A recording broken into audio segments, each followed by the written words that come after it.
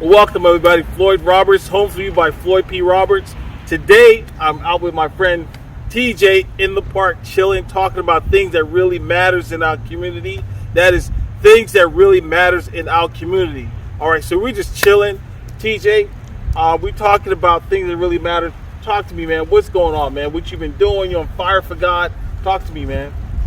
All right, Floyd. Well, thank you for having me here today. But I won't go into my full testimony, but I do believe that those who have received a lot of grace tend to give out more grace. Yeah. And just the fact that I've gone through so much, I was in a very dark place in my life before I became a believer, and God just pulled me out of that miry pit and really delivered me. And just because He's done so much in my life, I just feel it's my reasonable service to go back and serve Him. So as I kind of mentioned, I was in a dark place in my life. This is actually before my incarceration. I was incarcerated where I learned about celebrate recovery. Right. And I went through a celebrate recovery inside the prison system. And even though the general means weren't really going on, the step studies were. And that's where I kind of found out that I still had a lot of issues, a lot of hurts from the past, a lot of hang-ups that were affecting me, and habits that weren't very healthy for myself. So that's why I finally got out of my denial, and I started working on my recovery. And recovery is not just about alcohol or drugs, but it's about everything else, about all those other hurts or habits or hang-ups in your lives that we're struggling with. So as a result of that, I found that I had some issues. I wanted to work through them, and I got really on board to continue with sober recovery and help be involved in leadership to help other people come into sober recovery. So right now, as you know, I'm part of the leadership team at the Oaks for sober recovery. And it's an open place. We're on Friday nights, 7 p.m. The first Friday of the month, we have a dinner, which is at 6:30. But it's a safe place where anyone can just come and share. Yep. And you just come and share what's going on in your life. You go through lessons or testimonies. We have worship. We have the steps with the principles, serenity prayer, etc. But the secret sauce of sober recovery, like what my boss says, is the open share groups. And that's where we kind of reflect on the lessons, how the lessons spoke to us, or what we're going through in life. And being a safe place where you can share and not worry about gossip, not worry about other people finding out, and be able to just openly share and let God sort of heal us. That's the power of sober recovery. So that's something we offer. In addition to sober recovery at our church, I'm also involved in sober recovery inside, which is bringing sober recovery to the prisons and jails. And right now we're on COVID, so everything's kind of locked down, but normally I would kind of be in charge of finding, recruiting, setting up teams to go into different prisons and bring the sober recovery to them in terms of the general meeting, the open share, the step studies, etc. And probably for a while there, I probably had about 10 different teams throughout the whole prison system in the 6 counties that I kind of cover right now. I had teams going in each one of them, and every one of my ministry leaders I consider, like pastors. They're like on fire. They come back with just great testimonies about how the most hardened criminals can melt down right in front of them as they're sharing their inventories and things. So great ministry, great work that sober recovery does in people's lives. It's just a tool. We know God's the one, the Holy Spirit's the one who heals people, Right. But it's just another tool where we can use, and a platform we can use to bring healing to those who are suffering from different struggles and everything. Yeah, TJ, we were talking about this awesome testimony from this guy just last week, a couple of weeks ago. Tell me a little bit about that, man. How God just used you in a just a miraculous way to help him out. Yeah, so I was actually attending the missions and prayer outdoor service that we had. It was a day of prayer that we were running. Right. And it was all day, but I went through the evening session. There was really great worship, some great teachings and testimonies and everything too. And it ended in worship. And the interesting thing about that night is that I was actually trying to get out of there early because I take care of my elderly parents who are at home. And I had to go and make sure they were taken care of in terms of dinner. So I was trying to get out of there a little early, trying to sneak out a little early, pick up food to take home. And I kept looking at my clock on the cell phone. I was like, I want to leave after this song. And it kept going later and later. And then when I finally got away, I kind of slipped through the side. This gentleman came into the our service area, and I'd never seen him before, so I kind of just stopped and just said, "Oh, hi," like that, and was trying to just keep going.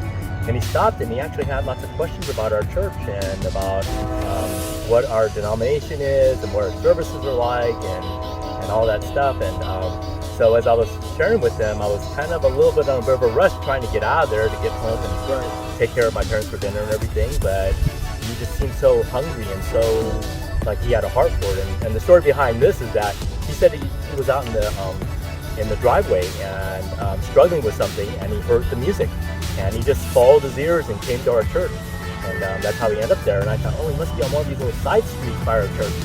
Turned out he was on the other side of the main street, probably 1.5 miles away, and I thought there's no way he could hear the music from over there.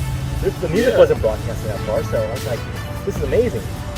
So that's kind of how God brought him there, and I just happened to be the first person that he ran into contact with, Right. Which is interesting too, because I wasn't supposed to be there to greet people or stop people or talk to people.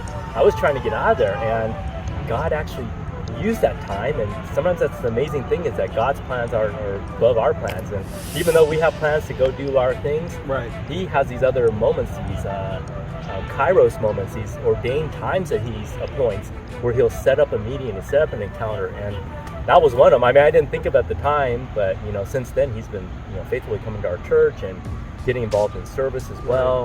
That night I actually pulled Pastor Gary over there and had him sort of talk to him about it, and I didn't even think about bringing up Celebrate Recovery to him, but then Pastor Gary brought it up. Right. And so Pastor Gary mentioned, we have this great ministry, Celebrate Recovery, you should come to that. And then he's been involved in that as well. He's been plugged in since. We're talking about divine appointment. You know what I mean? That was like a divine appointment. That guy was right there at that right time, and you right there at the right time. All of you trying to get out of there. Oh, divine appointment. All right, TJ, that's awesome. The guy, he's plugged in, and it's awesome. So, if somebody want to get involved with CR, Celebrate Recovery, how can they get involved? So definitely they can come to us at the Oaks. Like I said, Friday, 7 p.m. Every Friday we start over there, and it's the general meeting. The general meeting is open to everyone. People can just drop in, drop out. There's really not a lot of accountability there. It's a safe place where if you're struggling on a certain night of the week, you can just drop in, remain anonymous if you want. And then after that is, like I say, the open share group, where we share a little bit more in depth if you want to. It's optional too. And then there's steps besides that, which we can talk about at a future date. But definitely they can come to our Celebrate Recovery on Friday nights, and we try to maintain a list of all the other Celebrate Recoveries going on in Kern County. And pretty soon, we used to be at 6 nights a week. We had a Celebrate Recovery every night of the week except for Sunday. And because of COVID, we got down to like 3 or 4 nights of the week. But we provide a list for everyone, so that even if you're a member of the Oaks and you're coming to the Oaks regularly for Celebrate Recovery, you're struggling on a Tuesday, you don't have to wait till Friday. There's another Celebrate Recovery in town on Tuesday. And you can just go over there and you can share whatever you're going through and get some encouragement by your brothers and sisters in Christ, and they can help support you to help prevent you from relapsing or holding on to some wound or something that happened to you that day. You have a place to share. Right. So that's the amazing thing, is that we as Celebrate Recovery aren't just confined to one church, but we're kind of throughout everywhere. In fact, not just in Kern County, not just in California, not just in the United States, but we're actually international. Right. So when someone goes to Celebrate Recovery, we have certain DNA that we follow. So when you go from one to another, you won't feel out of place. You'll feel at home right away. And one thing I always tell people is that Celebrate Recovery is the most welcoming people you'll ever run into at church. I mean, we're a place, when you think about it, we're people who've already recognized our brokenness and recognize that we're not perfect and that we're still messy and we're still struggling. So we tend to offer a little more grace to people who are coming and struggling too. You always hear about, I would never go to church because I wouldn't fit in, people would judge me.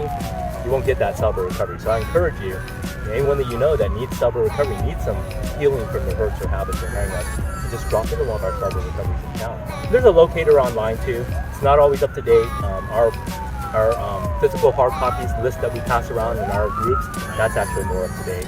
Right now, I want to say we're back up to about 8 or 9 Celebrate Recoveries going on through the week in Kern County. So almost every night of the week. Yeah. So, one thing is, people think that Celebrate Recovery is just for drug addicts. That's not true, because we all have habits, hang-ups, and hurts. So, Celebrate Recovery is just not for drug addicts, right? You're talk very about right. that. You're very right. In fact, while it was started by John Baker almost 30 years ago, and he went through Alcoholics Anonymous and got his recovery through there, but he felt like something was missing, because as you probably know, they kind of diluted out your higher power in Alcoholics Anonymous to be anything you want. It could be the doorknob we always joke about. And when he went through the program, he says, something's missing. Where's Jesus in this? Right. So he created the new curriculum. He presented to Pastor Rick at Saddleback, and then they approved it. And when they first started, I want to say they had like 70 people, and within 2 months they have 500 people. And it actually caused their church to grow in huge amounts too. But while it started for alcohol and then got extended to drugs, then they found it extended to a bunch of other stuff. Pride issues, sexual addictions, shopping issues, self-image, codependency, so many different things. So right now, the actual statistics is that only 1 out of 3 people who are in sober recovery have a history of drug or alcohol problems. The other 2 out of 3 have some other issues. Exactly. So, TJ, thank you so much. Hey, we want to thank you guys for tuning in. Homes for You by Floyd P. Roberts, where we're talking about things that really matters in our community. Thank you. Talk to you soon. Bye. Thank you.